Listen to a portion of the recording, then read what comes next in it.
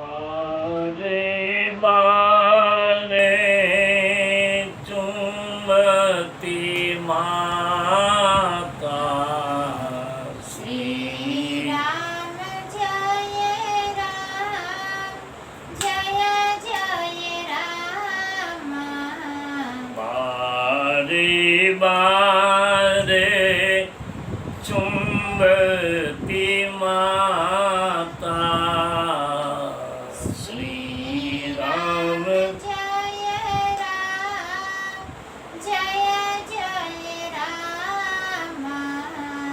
नयन नेग जलु पुलकित गाता श्री राम जय राम नयन नेग जलु पुलकित गाता श्री राम जय राम दे राखी पुनि हृदय लगायो श्री राम जय राम दे राखी पुनि हृदय लगाए श्री राम जय राम स्रवते प्रेम रसी पद सुहाए श्री राम जय राम मातु बचन सुनी अति अपूर्व श्री राम जय राम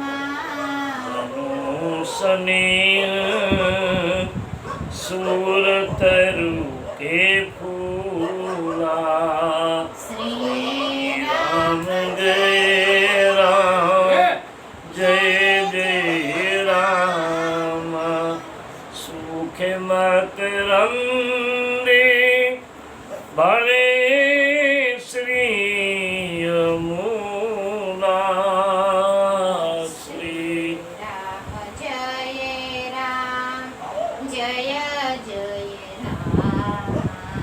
निज खीरा में मनोभवर न भूला श्री राम जय जय राम श्री राम जय जय राम श्री श्री राम जय राम बोलिए हनुमान जी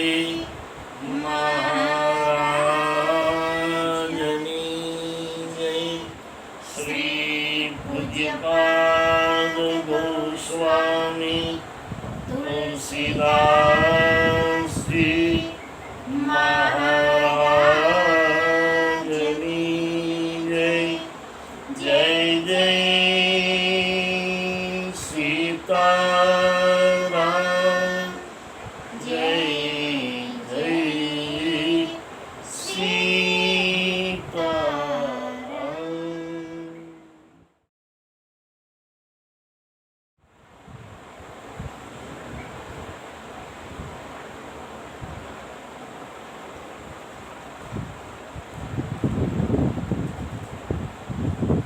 રામકથામાં શ્રવણ કરતા સૌ શ્રોતા ભાઈ બહેનોને વ્યાસપીઠથી આપ સૌને મારા પ્રણામ. જય સિયારામ. કથાના વિરામ સમયે બાપ અયોધ્યા કાંડમાં સબરીને કૈકેયીને સમજાવવા માટે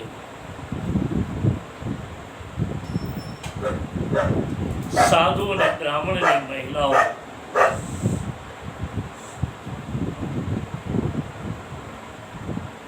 જાય છે, પણ કૈકેયીને અસાધ્યનો રોગ લાગુ પડ્યો છે અને જેને આંગણેથી સાધુ અને બ્રાહ્મણ તિરસ્કાર લઈને જાય એના માટે તો શું કહેવું બાપ.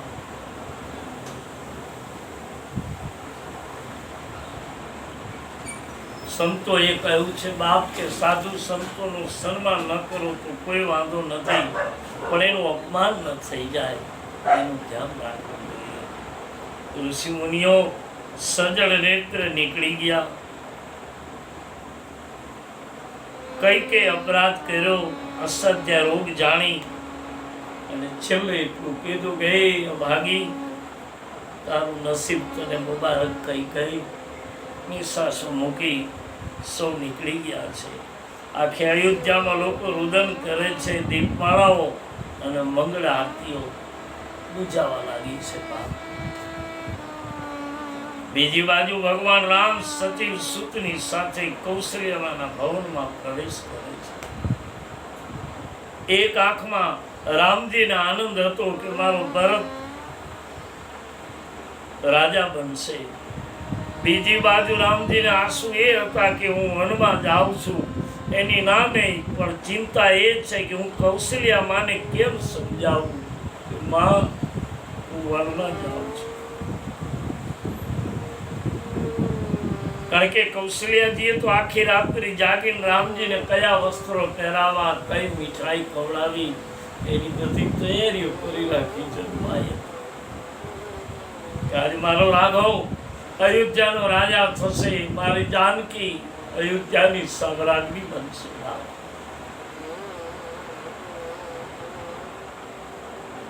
રામને એમ થયું કે મારી માં વનવાસની વાત સાંભળી અને માને કેટલી પીડા થશે. આ રામને ચિંતા હતી બાપ. એક બાજુ મારા ભાઈને ગાદી મળે એનો આનંદ હતો, પણ માને જવાબ શું? અને માં તો કેટલી કૌશલ્યા તો શું તો બાપ. એ તો એ જ ધીરજની મૂર્તિ, પાછી એટલી ધીરજ રાખી. જેટલો ઉત્સવ ને જેટલો આનંદ હતો એટલો જ ઉત્સવ અને આનંદ જ્યારે વિખાઈ ગયો, બધો આમ જેમ મોતી વિખેરાઈ જાય એમ બધું વિખાઈ ગયું, છતાંય માએ ધીરજ નહોતી ગુમાવી બાપ. ધીરજ નહોતી ગુમાવી. એટલે ભાઈ બહેન, આવો મંગળ દિવસ માએ ધાર્યો છે. તુલસીદાસજી લખે છે બાપ કે વિશ્વમાં કોઈ દુખી નથી એવી માં દુખી થઈ હતી.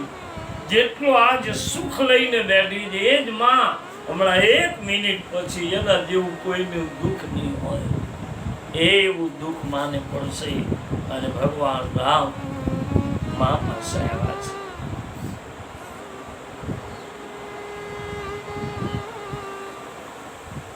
તુલસીદાસજી લખે બાપ કે કલ્પવૃક્ષના ફૂલ મુખમાંથી નીકળતા હોય એવી વાણી માં બોલે છે.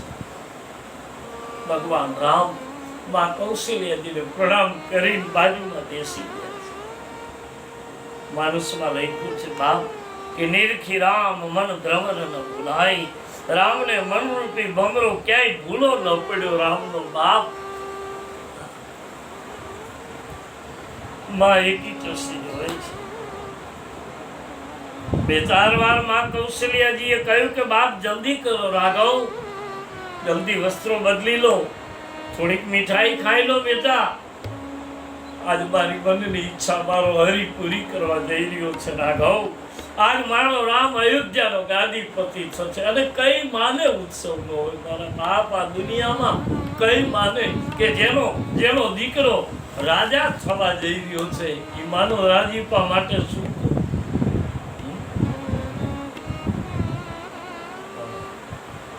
ભગવાન રામને મોં મીઠું કરાવ્યું.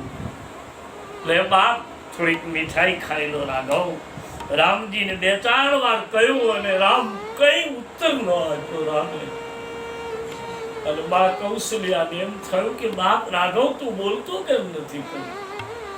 મોડું થઈ ગયું બાપ. ગુરુદેવ મને ઠપકો આપશે, તારા પિતાજી મને ઠપકો આપશે કે આટલું મોડું કરાય, સમય વીતી જાય છે બાપ. ગાદી તને સોંપવાનું મુહૂર્ત જાય છે રાઘવ, જલ્દી કર.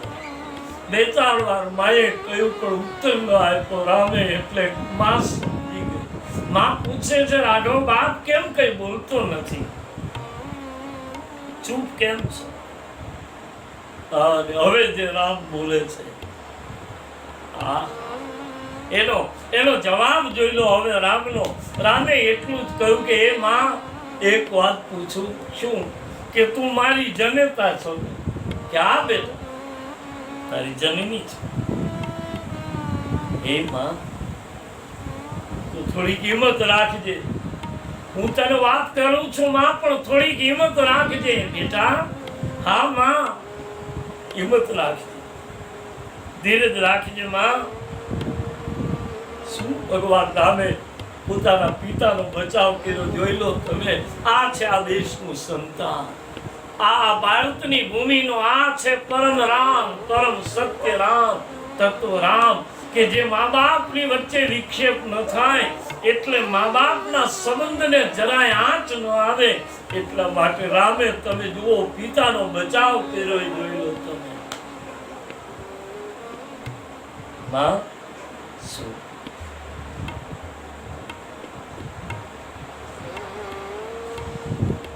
કે પિતાજીનો બચાવ કરતા એમ કહ્યું કે હે માં સાંભળી લે.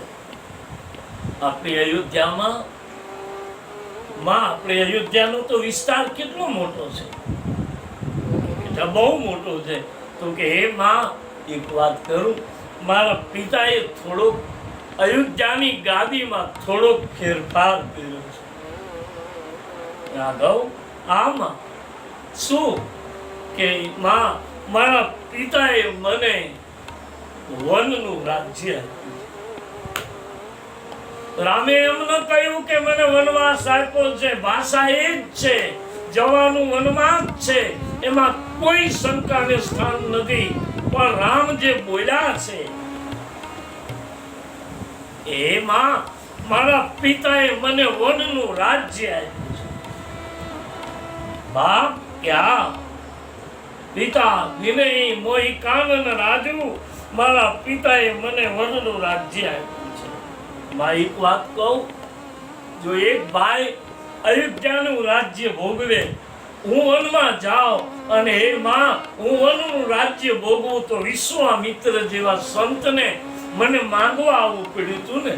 સંતોના યજ્ઞો અધૂરા પડ્યા હતા માં, અને હજી પડ્યા હશે ને માં. એવા તમામ સંતોના યજ્ઞ પૂર્ણ કરવા માટે હે માં એક ભાઈ વનમાં જાય, એક ભાઈ અયોધ્યામાં રહે. બસ આટલો જ કહે છે. એક બીજો પ્રશ્ન માનસમાં લખ્યો છે કે એ બાપ કે રામજીને કઈ માએ ઉદાસીન વ્રતની સૂચના આપી છે. હવે ઉદાસીન વ્રત પાડીને જે વનમાં જાય, કારણ કે રામે વનને વનવાસ તરીકે સ્વીકાર જ નથી કર્યો. મારા પિતાએ મને વનનું રાજ્ય આપ્યું છે અને વનનો રાજા થઈને જાઉં છું. નહીતર ઉદાસીન વૃત્તિનું જે જીવન કેળવે એ માણસે સ્ત્રી ભેળી ન રખાય, એને કોઈ સેવક ભેગો ન રખાય. પણ રામ કહે હું જાઉં છું ઉદાસીન રૂપમાં, પણ જાઉં છું અયોધ્યાનો રાજા નહીં પણ વનનો રાજા બની જાઉં છું. એટલે સીતાજી મારા રાણી ભેળા જોઈ, લક્ષ્મણ જેવો સેવક જોઈ અનુજ જોઈ. બાપ તપસ્વીના વેશમાં જાય એને ધનુષ બાણ ન રખાય, પણ રામ કહે હું રાજા બનીને જાઉં છું એટલે મારે ધનુષ બાણ પણ જોઈ. એમાં ફરક એટલો જ છે, મારો ભાઈ અયોધ્યાનો ગાદીપતિ ભરત થાય, હું વનનો રાજા બનીશ. તુલસીદાસજી લખે છે બાપ કે આનું નામ છે રામના જીવનનો વિવેક. માણસને જો વિવેકથી બોલતા આવડે ને તો વાત ઈ જ છે. તમે કોઈને એમ કહો કે ભાઈ તમારામાં એક મીઠાનો દાણો નથી તો એને ખોટું લાગે ને? કે ભાઈ તમે સાવ મીઠા વિના જો એમ તમે કયો તો એને ખોટું લાગે. પણ તમે એને એમ કહો બાપા તમે તો દૂધપાક જેવા છો. હવે દૂધપાકમાં એક કાંકરી મીઠું ન હોય, દૂધપાકમાં મીઠું ન, પણ તમે એને એમ કહો તમે તો દૂધપાક જેવા છો એટલે એને એમ થાય મને તો બહુ મીઠો કીધો, પણ હકીકતમાં જે કહેવું હતું એને કહી દીધું કે તારા મીઠું જ નથી, જેમ દૂધપાકમાં ન હોય એમ. માણસે વિવેક કહેવું છે એ જ વાત, પણ એની જો એ વાતની તમને વિવેકતા આવડે તો કૃષ્ણ કઈ નથી. આજ રામે જે વિવેકનો ઉપયોગ કર્યો છે, રામે એમ કહ્યું કે એ માં મને વનનું રાજ્ય મળ્યું છે અને માં થોડોક ફેરફાર થયો છે અને માં 14 વર્ષનું મળ્યું છે, કાલ 14 વર્ષ પૂરા કરી હું પાછો આવીશ. તુલસીદાસજી લખાય છે બાપ ત્યારે જીવનમાં કોઈ પણ પરિસ્થિતિ આવે ને ત્યારે સહન તો કરવું જ પડશે. પછી તમે રડતા રડતા કરો તો પણ ભલે અને હસતા હસતા કરો તો પણ ભલે, જે પરિસ્થિતિ જે આવી છે એ તો તમારે સહન કરવી જ રહી. પણ પછી એને તમે કેવી રીતે સ્વીકારો છો એના ઉપર આધાર રહે. બાપ માટે તુલસી કહે છે કે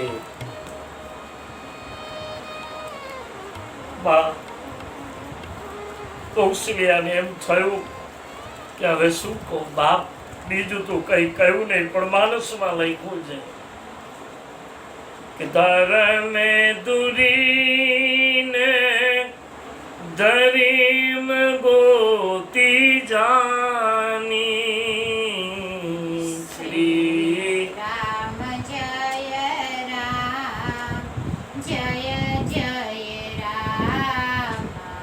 કૈવું માતું સને અતિ મૃદુ બાની. શ્રી રામ જય રામ જય જય રામ. શ્રી રામ જય રામ જય જય રામ. શ્રી રામ જય રામ જય જય રામ. હે બાપ, બા કૌશલ્યાજી આટલી વાત સાંભળી અને માનસમાં લખ્યું છે. રામજી આખી પરિસ્થિતિને એવી હળવી રીતે લીધી કે જાણે આઘાત ન લાગ્યો હોય એવી રીતે માને ધીમે ધીમે સમજાયું. માનસમાં લખ્યું છે રામજી આવ્યા ને ત્યારે કૌશલ્યામાં એનો હાથ પકડી બેઠા અને જ્યાં રામે કહ્યું કે મારા પિતાએ મને વનવાસ આપ્યો છે ને હે માં હું વનનો રાજા થઈને જાઉં છું, તો માં બોલી નહીં કહ્યું, પણ બાપ રામનો હાથ હાથમાંથી છૂટી જાણે માએ મનમાંથી કહી દીધું હોય કે જાઓ બાપ, તારા પિતાએ કહ્યું તો નીકળો. હાથમાંથી હાથ છૂટી ગયું કૌશલ્યાના. અને તુલસીદાસજી કહે રાજભવનમાં કોઈએ જાણે આમ પથ્થરની મૂર્તિ કડારી હોય ને એમ માં કૌશલ્યામાં વાત થઈ ગઈ. આ હું શું સાંભળું છું, જાણે પથ્થરની મૂર્તિ કંડારી હોય ને એમ થઈ ગઈ. માં મેં તને પહેલા જ કહ્યું તું ને ધીરજ રાખજે. રામ કહે માં મેં તને પહેલા કહ્યું તું માં તું ધીરજ રાખજે, ઉતાવળ કરીશ માં મારી વાતમાં. અને પછી કહ્યું કે બાપ વનવાસ કેમ હોઈ શકે, મને થોડુંક સમજાવતો ખરો રાઘવ, મને વાત મગજમાં નથી બેસતી બેટા કે તને ઓચિંતાનો વનવાસ કેમ હોઈ શકે, કઈ રીતે આ બન્યું. રાજ આપવાની વાત કરી, આખા જગતમાં જાહેરાત થઈ ગઈ. બાપ જોતો ખરો, બાપ અયોધ્યામાં દીપમાળાઓ પ્રગટી, અબીલ ગુલાલ ઉડે છે. આખી અયોધ્યા ગલી ગલીમાં થશે અમારો રામજી રાજા, આવી આખા જગતમાં જાહેરાત થઈ ગઈ છે. મારા બાપ આ થયું શું? માં ધીરજ રાખ. નહીં બેટા, હવે ધીરજ ન રહે મારા બાપ, હવે ધીરજ ન રહે. ખુલાસો કરી દે. હા નહીં, મને એટલું તો બતાવ રાઘવ કે તારો એવો અપરાધ કયો અપરાધ થયો કે તને વનવાસ મળ્યો. માં ધીરજ રાખ. અને તુલસીદાસજી લખે છે બાપ જલ્દી ખુલાસો કર. રામજી સતી સુમંતની સામે જોયું અને બાબાને જાણે વિનંતી કરતા હોય એમ કહ્યું, સુમંત બાબા હવે મારી માને તમે સમજાવો ને. સતી સુમંતે પ્રધાનમંત્રીએ રામની ઈચ્છા જોઈ અને કૌશલ્યામાને બધી વાત કરી. હે માં આવી ઘટના ઘટી. કૈકેયીની આખી કરણી કહી દીધી. અને પછી રાજવી કૈકેયીને મહેલે ગયા વરદાન આપવા વાત કરી અને મહારાણીએ ભરતને ગાદી અને રામનો વનવાસ માંગ્યો છે. કૈકેયીમાં 14 વર્ષનો વનવાસ આપ્યો. તુલસી કહે આ તો રઘુવંશી છે બાપ, અને એમાંય વળી રામની જનેતા તમે જુઓ, એની ધીરજ જુઓ. તમે ધ્રુજી ગયા કે શું કરું, કઈ સૂઝ્યું નહીં. તુલસીદાસજી સંત ચિત્ર લખતા એટલું જ લખી નાખ્યું. દર મેં સની ઉભઈ મકી ઘેની ભઈ ગતિ સાપ છછુંદરી કેની. શ્રી રામ જય રામ જય જય રામ શ્રી રામ જય રામ. જય જય રામ રાખવું સુતઈ કરવું અનુરોધે ધારે મેં જાય બંધુ વિરોધો. શ્રી રામ જય રામ રામ જય જય રામ શ્રી રામ જય રામ જય જય રામ. માં કૌશલ્યાજી રાઘવને કહે છે કે હે બાપ રાઘવ, કૈકેયી માએ વચન માંગ્યા અને અવધેશ વચનબદ્ધ થયા. આ આખી વાતની માહિતી જ્યારે મળી ત્યારે માં ધ્રુજી ગયા અને કહ્યું કે હવે તો એ બાપ રાઘવ તને જાઓ એમ પણ ન કહી શકું અને અયોધ્યામાં રાખી ન શકું. બેટા રાઘવ, હવે તને જાવ ન કહી શકું અને રાખી ન શકું, કારણ કે જો હું તને જાવ એમ કહીશ તો પછી મને એમ થાય છે કે એ બાપ રાઘવ વિના મારું જીવન કેમ જશે. અને કદાચ હું તને એમ કહું કે વનમાં નથી જવું અને તારા પિતાએ તને ગાદી આપી સંભાળી લે તો બેટા તમારા બંને ભાઈમાં વિરોધ પ્રગટ થશે. કલ્પના કરી લો બાપ, કે એક બાજુ ધર્મ એમ કહે છે કે હે માં ધર્મના માટે દીકરાને છોડી દે, જવા દે, અને માનો પ્રેમ એમ કહે છે, માનો સ્નેહ એમ કહે છે કે રામ વનમાં જશે તો માં તું શું કરીશ? અને પછી કૌશલ્યાજીને વાંચો ને, આઘાત લાગ્યું છે, બાપ કઈ નથી શકાય એવું. કારણ કે રામ વનમાં ગયા ને પછી કૌશલ્યાજીએ ધરતી ઉપર શયન કર્યું 14 વર્ષ સુધી.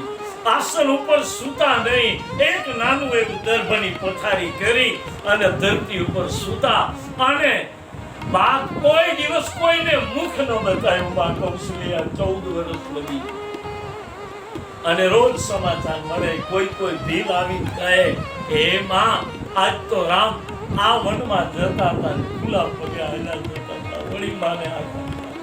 વળી કોઈ આવીને એમ કે માં કે આજ તો બહુ સારા જંગલમાં હતા. કેમ? કે બહુ સારા ફળફૂલો હતા માં, બધાએ ફળફૂલ ખાધા અને વૃક્ષના વડલાને છાંયે આજની રાત્રિ રામે વિતાવી. આવા સારા સમાચાર મળે તો એટલોય રાજીપો માને થતો કે આજના દીકરાને છાંયો તો સારો મળ્યો. કલ્પના કરો, ઈ માને જેથી ખબર પડી કે મારા લક્ષ્મણને લંકાના રણાંગણમાં મેઘનાદે સાંગ મારી છે અને લક્ષ્મણ જેથી ખોળામાં સૂતો હતો તેની માં કૌશલ્યાજી એક ચિઠ્ઠી લખી હતી. અને જેમ માં બોલે ને એવા અંતરાત્માના શબ્દો બોલી હતી માં. ક્યારેક આપણે કહીને દીકરાને મારો દીકરો રાઘવ, મારો દીકરો રામ, મારો દીકરો રઘુનંદન, આવા આનંદના ભાવ બોલતા. તેની માં કૌશલ્યાજીથી બોલાય નહીં પણ અંદરથી બોલાઈ ગયું તો કે રાઘવા તારું કાંઈ કામ નથી. જો મારો લક્ષ્મણ બેઠો ન થાય તો અયોધ્યા આવીશ માં. અને તેથી રામે કહ્યું હતું કે તૂટી ગઈ જોડી એ લક્ષ્મણ બાંધવ રે વિનાની, બિખર ગઈ જોડી રજની રહી થોડી, તૂટી ગઈ જોડી બાંધવ રે વિનાની. એ બાપ તેની માં કૌશલ્યાએ ચિઠ્ઠી લખી હતી હે બાપ રાઘવ આવીશ માં. તો આ માને કેવડો આઘાત લાગ્યો.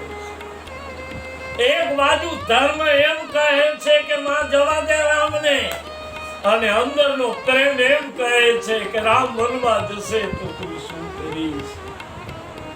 જેની બાપ આ દુનિયામાં જે સારા હોય છે ને એની દશા સારી નથી હોતી. જે સારા હોય એની દશા સારી નથી હોતી. એ નિયમ છે. તેથી આવે ને તેથી આવા જ સંકટ, આવા આપણે જેને ધર્મ સંકટ કહેવાય, આવા જ આપણે લઈ લો. તમે હમીરજી ગોહિલ, ગોહિલવાડ સરકાર, સોમનાથની સખાતે જેથી નીકળો એ દરબાર ગોહિલવાડ કહે છે. ઇતિહાસ એનો કહે કે હમીરજી ગોહિલ આમ પરણીને આવ્યા અને આવ્યા પછી સમય વીતો તો એનો, અને એમાં એને કોઈ સમાચાર આપ્યા. રાજ દરબારમાં અમીરજી ગોહિલ ખીચ રાજસભા ભરી અને બેઠા હતા. એવા સમયે કોઈ આવીને કહ્યું કે બાપુ, દાસી આવી અને કીધું બાપુ વધાયો હો. કે શું છે? કે અમારી મહારાણીએ પુત્રને જન્મ આપ્યો. સુંદર માળા ઉતારી અમીરજી બાપુએ આપી. લે બાપ, દાસી લઈ જા. અત્યારે મને સારા સમાચાર આપ્યા. અને અમીરજીને એમ થયું કે લાવ, સભાને બરખાસ્ત કરી, કામકાર્ય પૂરું કરી, અને એને એમ થયું કે લાવ મારા દીકરાનું મુખ જોઈ આવું. અને જ્યાં દરબાર ગઢમાંથી આમ હજી રાજ દરબારમાંથી રાણી મહેલ તરફ જવાની તૈયારી કરતા હતા ત્યાં બે ઘોડેસવાર આવ્યા અને આવીને કીધું બાપુ અમીરજી, હા ગોહિલવાડને અમારા નમન. હા બોલો બાપ, શું છે? કે બાપુ આપણું સોમનાથનું મંદિર તૂટે છે આ સોમનાથના મંદિર ઉપર ચડાઈ થઈ છે અને સોમનાથના મંદિરને આજ કદાચ આંચ આવશે. અને તેથી હમીરજી ઈ જે ઘોડેશ્વરે જેને સમાચાર આપ્યા એને કીધું નીચે ઉતાર. એને ઘોડામાંથી નીચે ઉતારીને હમીરજી થયા ઘોડેશ્વર. હાથમાં ખુલ્લી તલવાર અને હમીરજી જેવા નીકળ્યા એટલે કીધું બાપુ દીકરાનું મુખ જન્મ થયો છે, દીકરાનો મોઢું જોતા જાઓ કે રાણીવાસમાં કહી દેજો કે જો જીવતો હોય શંકરની સખાતે જાઉં છું, મારા મહાદેવની સખાતે જાઉં છું અને કદાચ યુદ્ધ કરતા કરતા જો જીવતો રહીશ તો આવી અને દીકરાનું મોઢું જોઈશ અને કદાચ શિવની સોમનાથને સખાતે જતા કદાચ મારા પ્રાણ ઉડી જાય તો મારા દીકરાને કહેજો 5 વર્ષનો થાય તો મારી ખાંભી આવી મારા પાડીએ સિંદૂર ચડાવી જાય. આને દીકરો બાપ આજ સોમનાથ એમ કહેવાય છે કે હમીરજી બાપુ જ્યાં સોમનાથના પટાંગણમાં ઈ પ્રભાસ પાટણમાં જ્યાં પહોંચ્યા ત્યાં એને વિશાળ જનોઈનો ઢગલો થયો. ઇતિહાસકાર તો એમ કહે છે કે 18 મણ જનોઈ પડી. આ કેવડો એક તાગડો જોઈ જનોઈ, સાધુ બ્રાહ્મણની જનોઈ કેમ આટલી જોઈ, એવી 18 મણ જનોઈનો ઢગલો પડ્યો હતો. અને હમીરજી બાપુ પૂછ્યું કે બાપુ સાધુ બ્રાહ્મણોને મારી નાખ્યો. આ શિવનું મંદિર તોડવા માટે આ બાપ જે સોમનાથનું જે આપણી 12 જ્યોતિર્લિંગ એમાંની પહેલી જ્યોતિર્લિંગ સાધુ બ્રાહ્મણો કપાઈ ગયા ને હમીરજીને રોંગ લાગી ગઈ કે હવે જો ક્ષત્રિય બચ્ચો હો અને ફળિયામાં પ્રાણ છે ત્યાં લગે હે દેવાધિદેવ મહાદેવ તારી કાકરી હલવાનો. આને એકલો જે મળ્યો છે ફોજમાં તો 2-5 જુવાની હતા, કોઈ બહુ મોટી ફોજ નહોતી. એના 2-5 જુવાની એને સાથે લઈને નીકળો તો અને પેલા બાદશાહને ખબર પડી અને એને કીધું કે બીજું કોઈ નહીં તો કે ભાઈ ભારતની ભૂમિમાંથી આખો ગુજરાતમાંથી કોઈ આવ્યો છે અને હમીરજી નામ છે, ગોહિલ કહેવાય છે અને જુવાનડો છે, લવરમુખ છે. અને બાપ તમે જુઓ એને લડાઈ કરતા કરતા એક જ વાત એને નક્કી કરી હતી કે બીજું કઈ નહીં, યુદ્ધ કરતા કરતા કરતા હું પહોંચી જાઉં અને મારા સોમનાથના મહાદેવની મંદિરને આમ એકવાર પાઠ ભરી લઉં પછી હું છું બી છું. બહુ યુદ્ધ થયું બાપ અને ઘમાસણ યુદ્ધમાં 2-5 માણસો પછી શું કરી શકે અને બને છે એવું કે હમીરજી બાપુનું પછી તાર દઈ મસ્તક પકડ, એ મસ્તક દરિયાના પાણીમાં પડ્યું. ઘટના એવી ઘટી, મહાદેવની કૃપા તો તમે જુઓ. અને પછી એને એમ થયું કે હવે શું કરું અને એવા વખતે માથા વિનાનું ધડ લડતું હતું, ધડ. અને કેટલી વાર લડ્યું. પહેલા તો બાદશાહ વિસ્મય પામી ગયો કે આશ્ચર્ય લાગે છે કે આ માથા વિનાનું ધડ આ દેખતું નથી કોઈને અને આમ તલવાર કોને હમણે છે, કોઈને દેખતું તો છે નહીં. અને પછી પૂછ્યું કે આ ધડને હવે કેમ પાડવું અને પછી એના અંધશ્રદ્ધાના પ્રયોગ કરે છે અને હમીરજી બાપુનું ધડ પડે કહે છે કે બાદશાહને નિર્દયા તો હોય ને બાદશાહને મસ્તક કાપ્યા પછી છેલ્લે હમીરજીના 2 હાથ કાપ્યા. જે ધડ ખાલી લડતું હતું એ 2 હાથ કાપ્યા અને પછી એ દરિયાના કિનારે તાળ દઈ દેહ પડ્યો. બાપ ત્યારે આશ્ચર્ય બહુ યુદ્ધ કરનારાઓને એ બાપ દુશ્મનોને સોમનાથની સખાતને જે આવેલા વીર પુરુષને એને જોયા પછી એને આશ્ચર્ય બહુ લાગ્યું કે દુનિયામાં અમે યુદ્ધો તો કર્યા છે અને દિલ્હીથી આવ્યા છે પણ દુનિયામાં આવો કોઈ શૂરવીર છે. કલ્પના કરો ઈ આશ્ચર્ય જોઈ અને સોમનાથની મંદિરની કાંકરી હલાવી નો સ્વીકાર. આ કઈક મહાદેવની કૃપા ઉતરીને કાબુ થાય. સોમનાથ કાંઈ પહેલી વાર નથી તૂટ્યું. સોમનાથ ઉપર અનેક વખત ચડાઈ થઈ. મારે કહેવું તો એટલું જ બાપ કે અમીરજી બાપુ જેથી નીકળ્યા તેથી એક બાજુ એના દીકરાનો સ્નેહ હતો કે દીકરાનું મુખ જોતો જાઓ, અને એક બાજુ ધર્મ હતો કે દીકરો પછી આવીને જીવતો રહેતો જોજે, પણ તારો ધર્મ કહે છે અમીરજી એ ગોહિલવાડ સરકાર હવે સોમનાથના મંદિરે નીકળી જા. તેથી દીકરો જોવા ન રોકાણા, દીકરાના એક પ્રેમ કરવા ન રોકાણા, અને અમીરજી સોમનાથ નીકળાતા.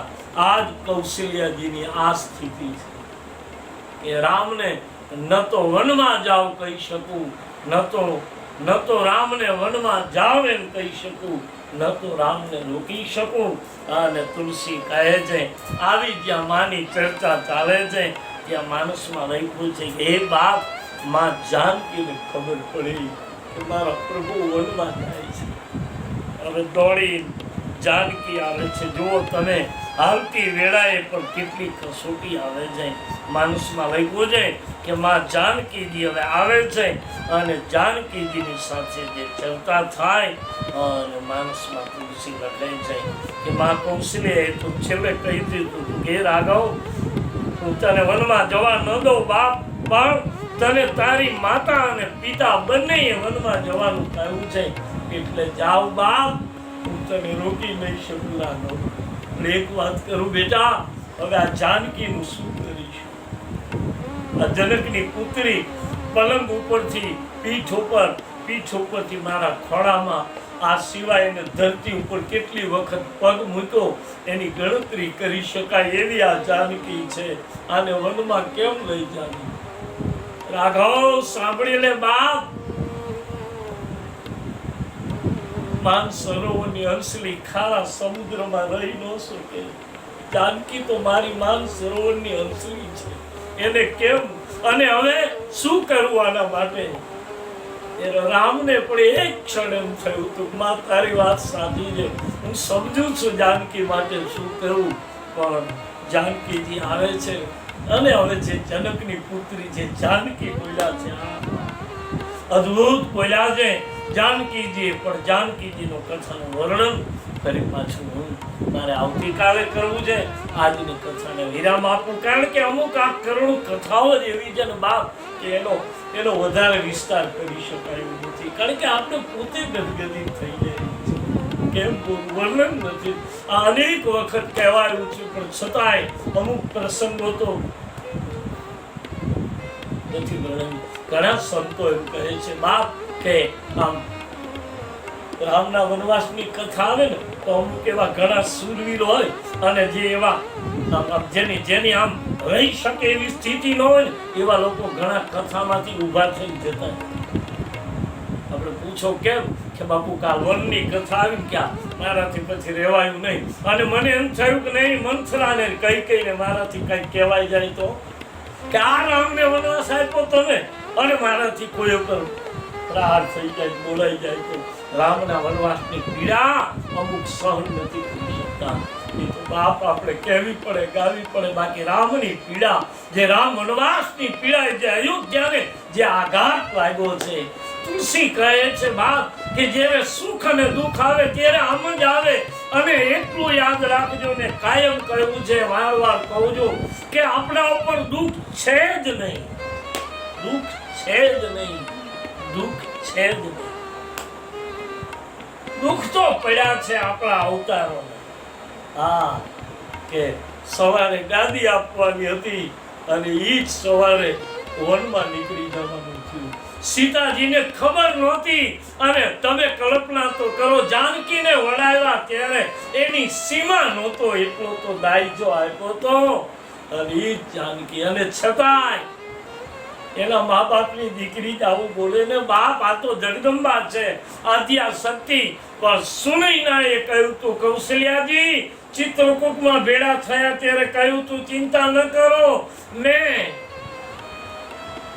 યાજ્ઞવલ્ક્યની પાસે મારી દીકરીના ભાગ્ય જોડાયા, તેની જાનકીના ભાગ્યમાં વનવાસ લખેલો હતો. તમારા હિસાબે જાનકી નથી આવી, મારા દીકરીના ભાગ્યમાં લખ્યું હતું. અબજસ્ટ હોય તો કોઈને મારા બાપ એક પાત્ર લઈ લો અને એક પાત્ર લઈ લો. નહીંતર આપણે તો તુરંત ફરિયાદ કરીએ ને, પણ કોઈ ફરિયાદ નહીં કે નહીં મારી દીકરીના ભાગ્યમાં લખ્યું હતું. હવે જાનકી આવેલ છે અને જાનકીથી કૌશલ્યાથી અને રામનો ત્રણેયની ચર્ચા મારે થોડી આવતીકાલે કરવી છે. આજની કથાને વિરામ આપું, પણ ટૂંકમાં 1-2 મિનિટ હરિનામ સંકીર્તન ભાવથી પ્રેમથી. બોલી હનુમાનજી મહારાજ.